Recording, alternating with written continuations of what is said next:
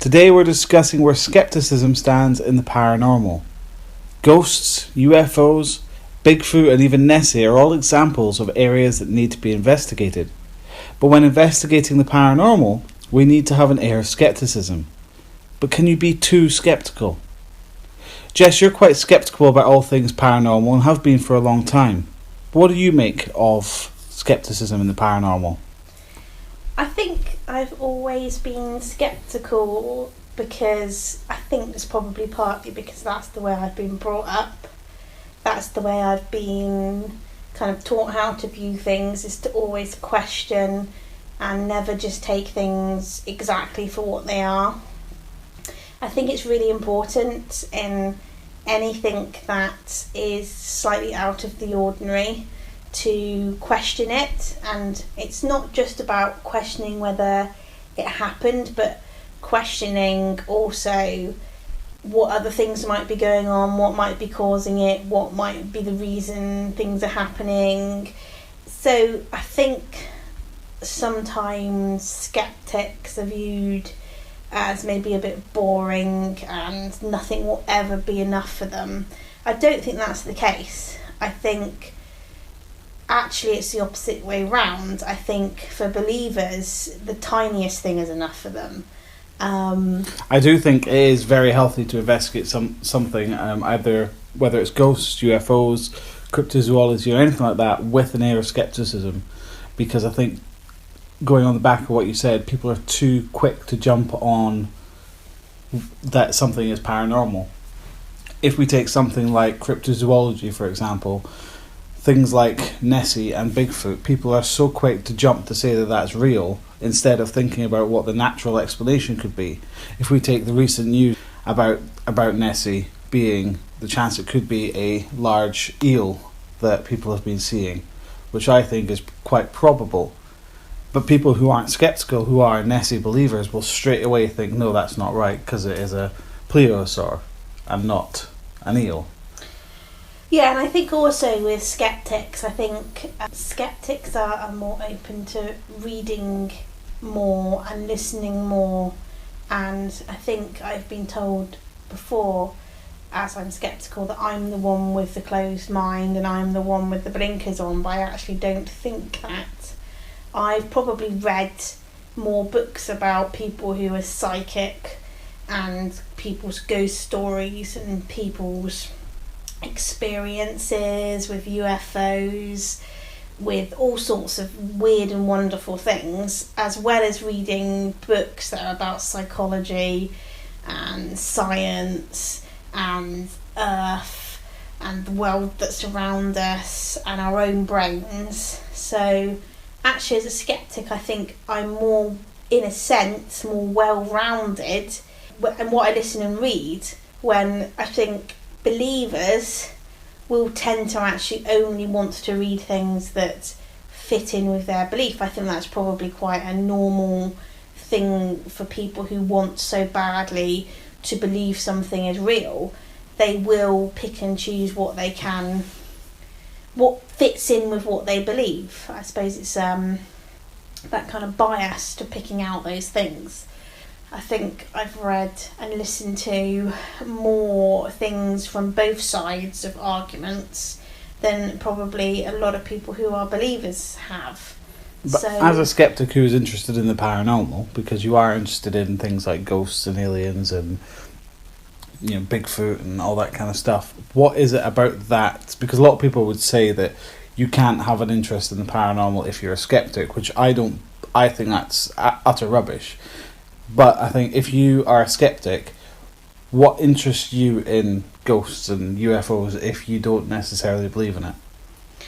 That's a really good question. I think it's because you can still be intrigued by mysteries and also I think every skeptic, there is a part of them who would quite like actually all skeptics, there's a part of them who'd quite like to be proven wrong in a lot of cases. They'd quite like a ghost just to walk in, or Bigfoot to knock on the door, or an alien to pop down and say hello. So, because actually that makes the world a really interesting, wonderful place.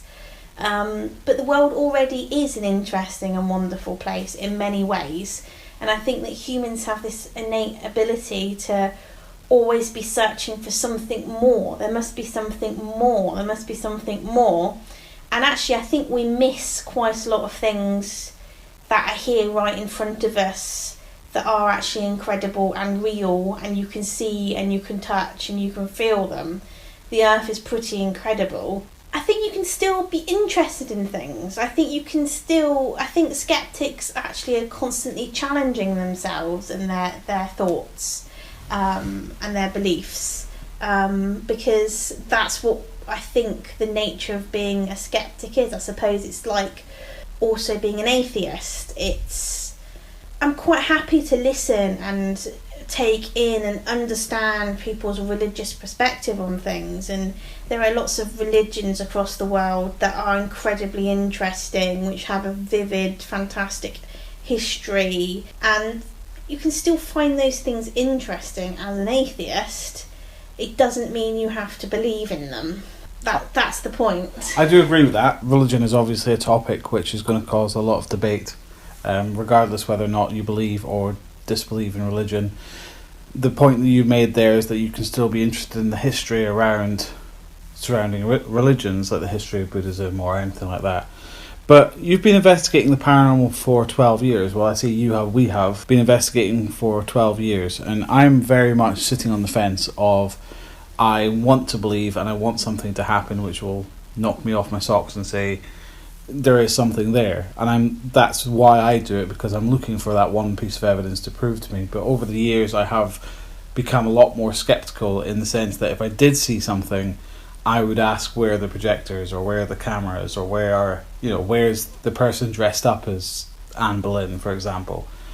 But with yourself, who's always been skeptical, has there been anything that you've witnessed whilst investigating the paranormal that's made you not be skeptical, but maybe double think about things? I have to honestly say there has been nothing. I've been in buildings that are on the top 10 most haunted buildings lists.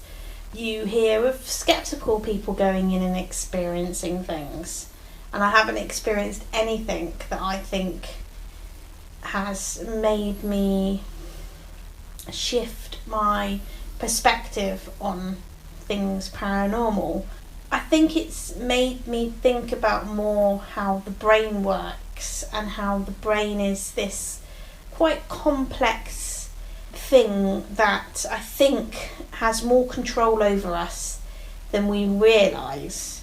The whole kind of pareidolia thing, where your brain is almost programmed to look for patterns in things. So that's patterns in noise. So it's programmed to listen for voices.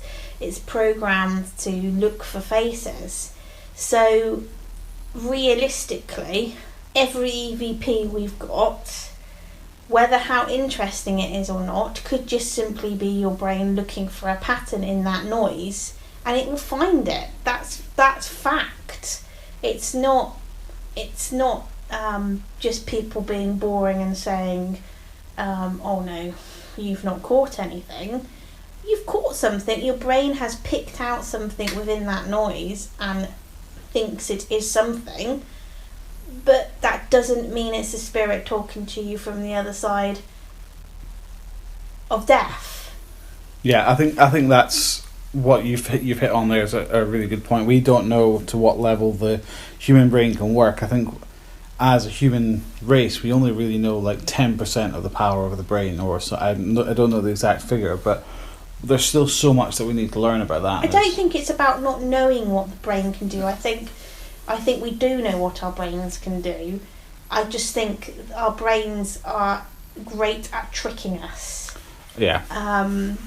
And I mean, this is a more extreme. I'm by no means saying people who believe in things have any kind of mental health condition at all, or mental health issues. But if you look at the way the brain kind of can form things like in schizophrenia, voices and illusion and visions and things like that, which are completely and utterly 100% believable to that person. They are hearing those voices, they are seeing those things. Look at taking drugs, for example.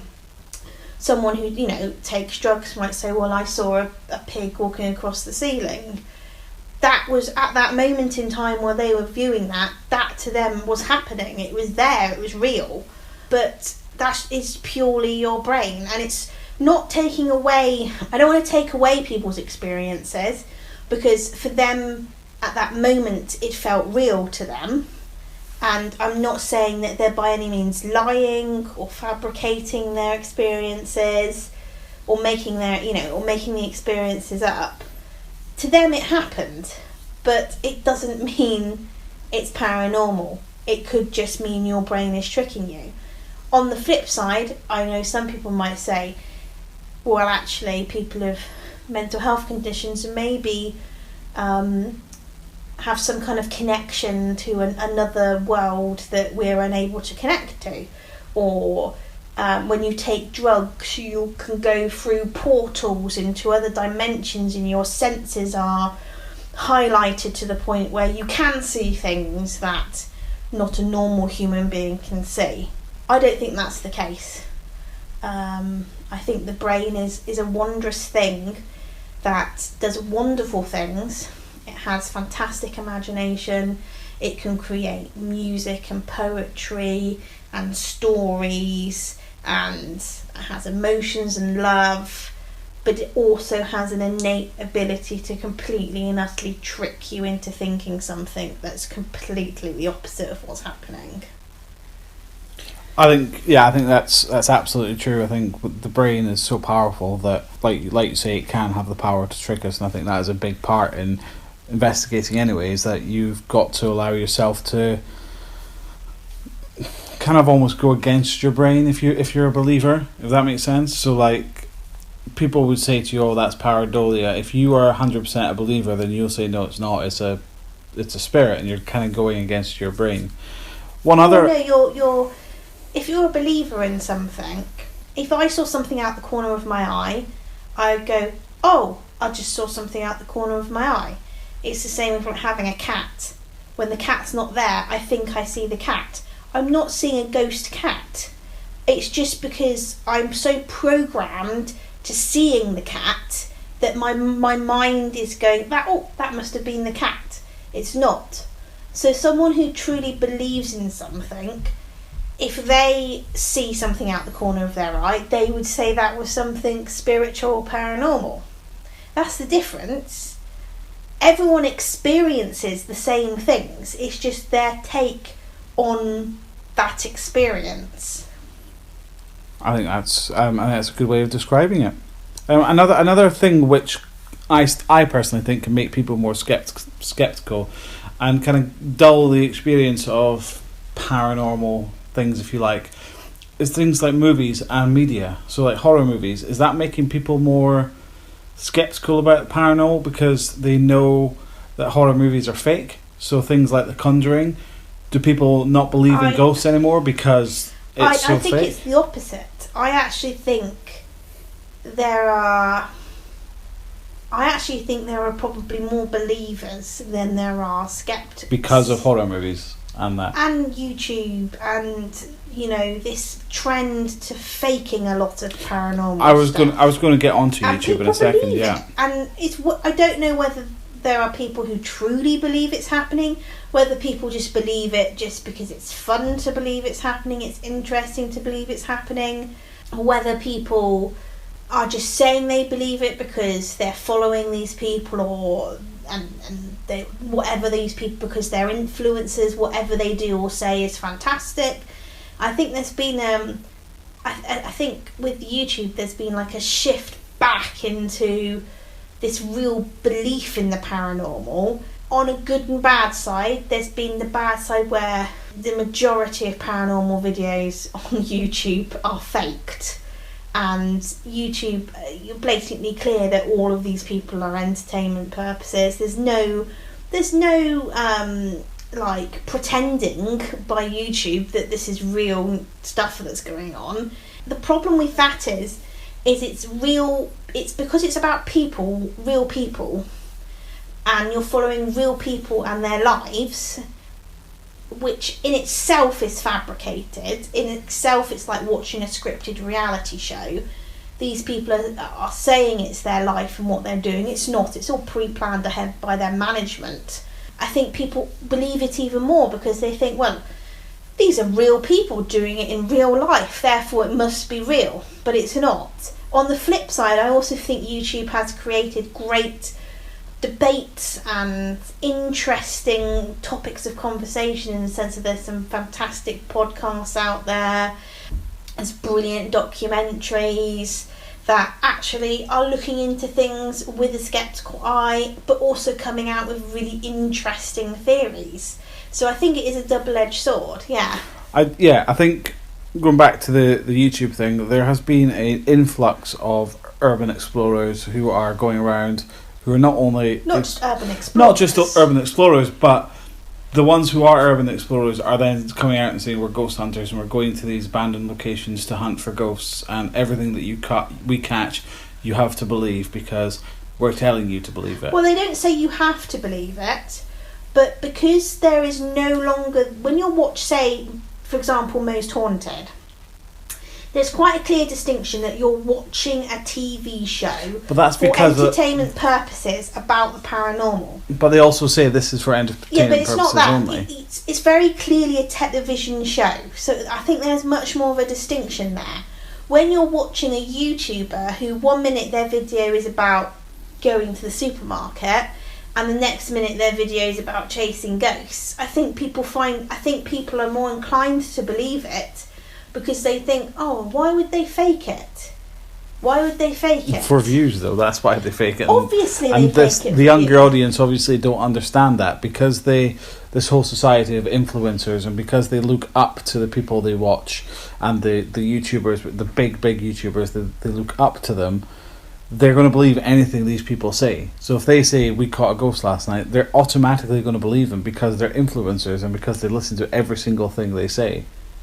And I think for the paranormal, that is a bad road to head there. I think in general it's a bad thing, because you want people that are questioning things.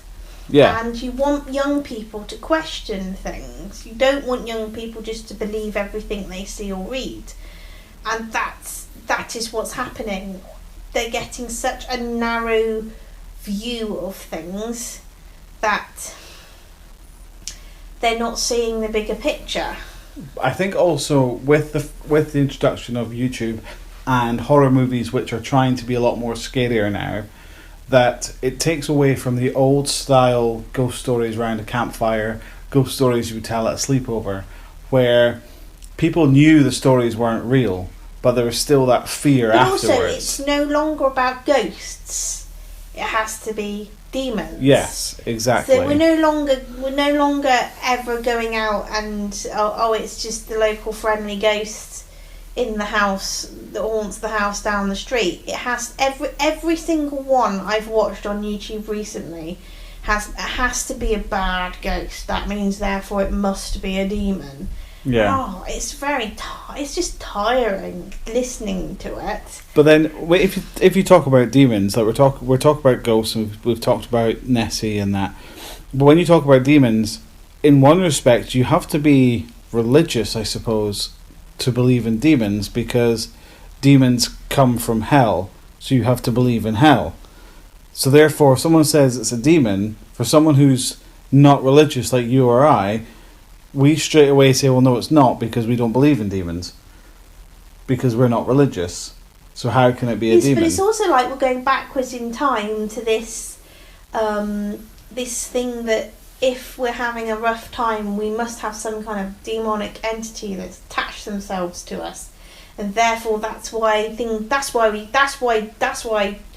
Joe Bloggs had the car accident, because there's some demon entity attached to them, and you just think, this is going back to, times when... medieval times, people were bloody burnt at the stake, or went through horrendously horrible exorcisms. So yeah, it's like going backwards rather than forwards. Well, I mean, we've talked about ghosts, we've talked about demons, we've highlighted Nessie. But what about things like UFOs? Obviously, there was this whole trend a few months ago where people are planning on storming Area 51 at the end of September, I think it was, to find out if the American government are holding aliens against us and hiding the truth. But in your view, as a skeptic, I've got my own opinion, which we'll go into in a second, but as a skeptic of things like ghosts and spirits, are you skeptical of UFOs and aliens and little green men? I'm skeptical of everything because I think you shouldn't just believe. I think you should question and look into and discuss and experiment. And why should I believe that aliens have visited us if there's no proof? I've not seen it. And the thing with Area 51 is it's like a bit of a... I certainly am someone who actually agrees that governments hide... I completely agree that governments hide things. And governments use tactics to control people. I really do believe that. I think that when you talk about conspiracies in that sense, I do believe, governments don't tell you everything. They tell you 10% of the reality of things. So yes, maybe if an alien spacecraft had landed, we wouldn't have been told. I can see that. I also think it's just... If the government had told us, for example, that E.T. had landed on Earth in a spinning saucer, for example, I think the government are worried that it's going to be a mass hysteria. No, I don't think they're worried about this. I honestly don't think there would be. I think it would be anything like... I don't think that's why the government would withheld the information. The governments withhold information in order to control people, in the sense of getting them to do what they want them to do. I don't think... But what benefit do they reap from hiding the information about aliens, though? It's not like... It's about technology. It's about the war of technology between governments. That's simply what it's about. Is that if you had some form of alien technology, you would want to be able to investigate it and learn from it yourself without telling Russia or China or USA or whoever, because it's still all about warfare. It's not about whether aliens are going to come and destroy the planet, because if aliens are going to come and destroy the planet, then aliens are going to come and destroy the planet. There ain't nothing we can do about that. No, I mean, I personally don't believe that aliens have come. I think if there is life out there, I think it's micro life, like bacteria or anything like that. I don't think it's little green men or little silver men that we have dissected. I don't believe that. I think if people did raid Area 51, I think the only thing they're going to find is stealth ships and... I don't think they'd find anything in Area 51. Because why would you maintain that as a secretive base that everyone knows where it is? You wouldn't. But you'd have a secret base that's actually secret. Yeah, no, I agree. So if they've got an alien spacecraft, it's not in Area 51, I can tell you that for a fact. It's somewhere where no one knows where it is. And sometimes you wonder, actually, from the videos that I've watched and the articles I've read, that Area 51 is probably like a chemical nuclear, not nuclear, but maybe not nuclear, but like a chemical warfare testing area. And the reason you can't go into it is because you might come out with some terrible disease, 2 heads and 4 gills or something. And actually that's why they don't want you to go into it. And actually I find that more sinister than there being an alien spacecraft in it. Yeah, absolutely.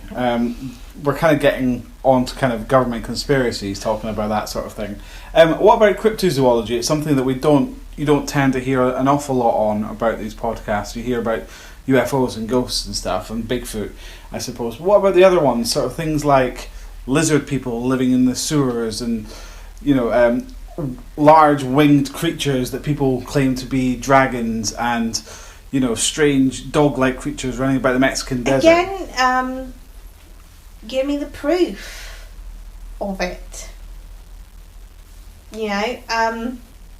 What about Bigfoot? I'm not saying they don't exist. I'm just saying there hasn't been any proof.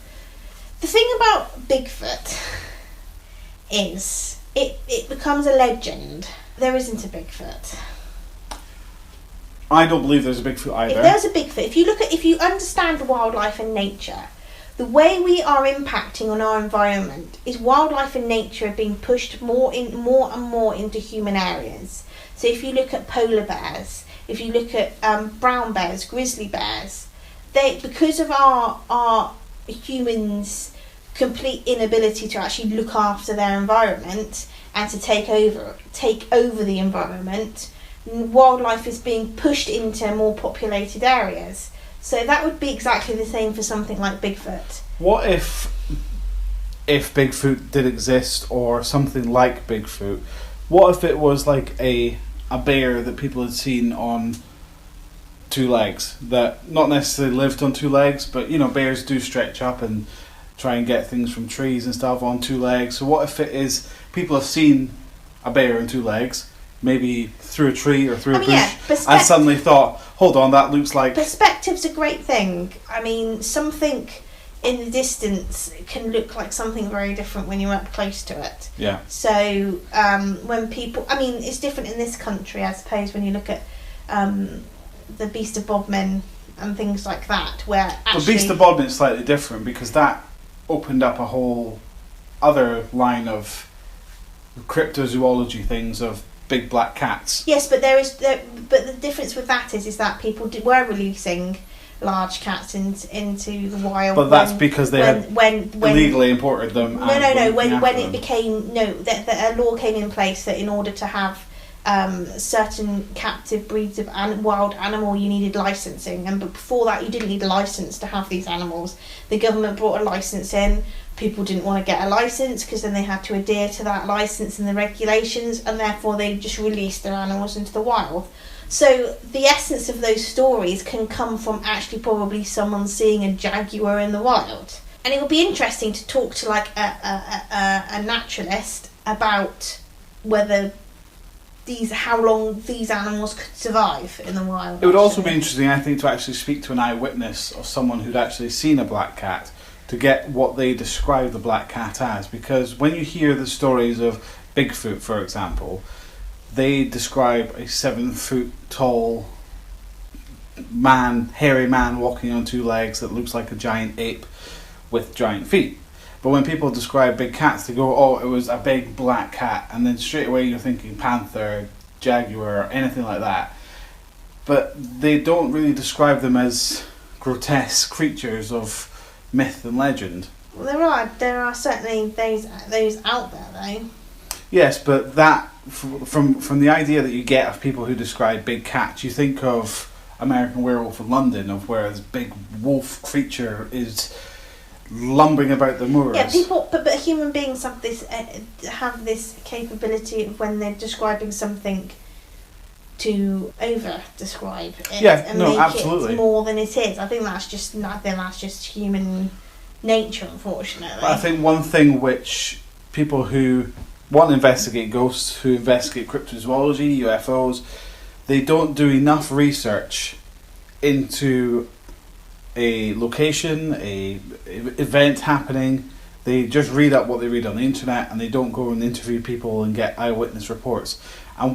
But if they do that, they straight away believe the eyewitness reports rather than having this air of scepticism. Yes, and also interestingly about eyewitness reports, I mean, I'm sure I read somewhere about for police when they're dealing with eyewitnesses, it's actually very difficult for someone to really remember something well.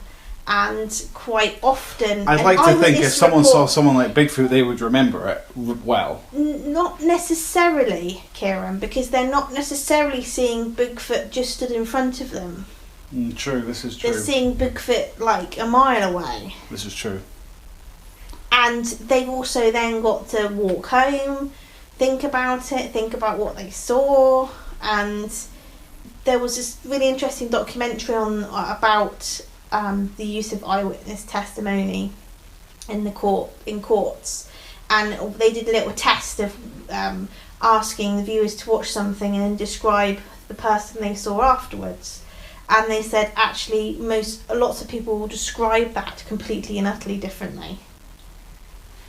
So possibly the famous. So me seeing a hairy something in the woods would go, oh, it's a big bear. But for someone who maybe is has a bit more imagination, is a bit more kind of into all of that stuff, might go, that's a big hairy thing. That could have been Bigfoot. So possibly the generalised look of Bigfoot, of aliens, of Nessie, of all these strange creatures could just be a culmination of different people's reports as to what it looks like. And you're also already influenced by reading what other people have seen. And by the pictures that you've seen on the internet, in books, because straight away, if someone describes Bigfoot to me, I think of the old TV show The Hendersons, where you had Bigfoot living with the Hendersons, and that's how I picture Bigfoot. But someone else might picture Bigfoot as a large, overly sized bear walking about on all fours, and people's perceptions of things are slightly different.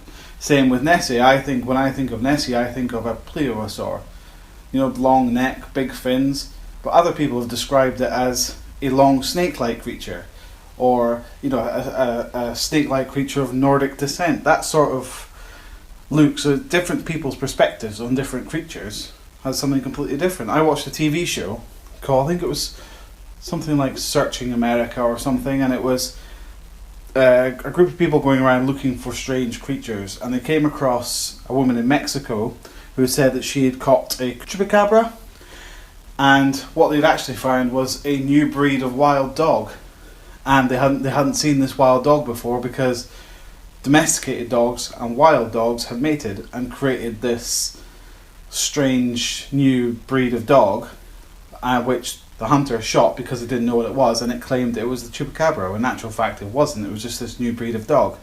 But because it looked similar to the way that people had described the chupacabra, she straight away went, I've caught a chupacabra, but she hadn't at all. It's like foxes. Foxes sound like crying babies, and that's why you used to get lots of fox dens near graveyards, and people used to say graveyards are haunted, and you can hear people wailing. It's just foxes. A good example of that was where we used to live, we heard the foxes out in the street, and I remember saying to you, it sounds like a baby crying in the street. I actually went out to make sure there wasn't a baby out in the street, because that's what it sounded like. Sound like a newborn baby wailing. Yeah, and straight away in your head, images of horror movies that you've watched of screaming women just appear in your head. I think also the innate sound of a baby screaming is something that's probably programmed into human beings to go, oh, and listen out for. Yeah. That kind of, or anything, any human screaming is a kind of, oh, listen up kind of thing. I think that in itself, as a skeptic, is an important point, because straight away, you hear that noise, straight away you're going to go, that sounds like a fox, or that sounds like an animal. Whereas a believer is straight away going to think, that sounds like a woman screaming, because they don't want to believe that it's anything else. It's not that they don't want to believe, it's just that they do believe. It's like we watched that video on Facebook where there was a guy in a building yard and he was filming, and there was a strange noise which sounded like someone wailing in pain, and they were all people in the comments were saying, oh, we definitely saw something. Straight away you and I said, that sounds like an animal in pain. It doesn't sound like a wailing figure that this person is making it out to be. It just sounds like an animal. That's our skeptical side coming in, going, let's be realistic here. Animals can make some pretty freaky noises. They certainly can. Right, guys, I think that is a good place to kind of round up. Thank you very, very much for listening. Remember, we are on Facebook and Twitter. And if you want to email us any ghost stories or spooky stories or any stories about UFOs or anything like that, you can do, and we will read your stories. Join us next month where we'll be discussing something a little bit more spooky than skepticism, but you'll have to wait and find out what it is. Until next time, guys, thanks very much for listening. Bye-bye. Bye.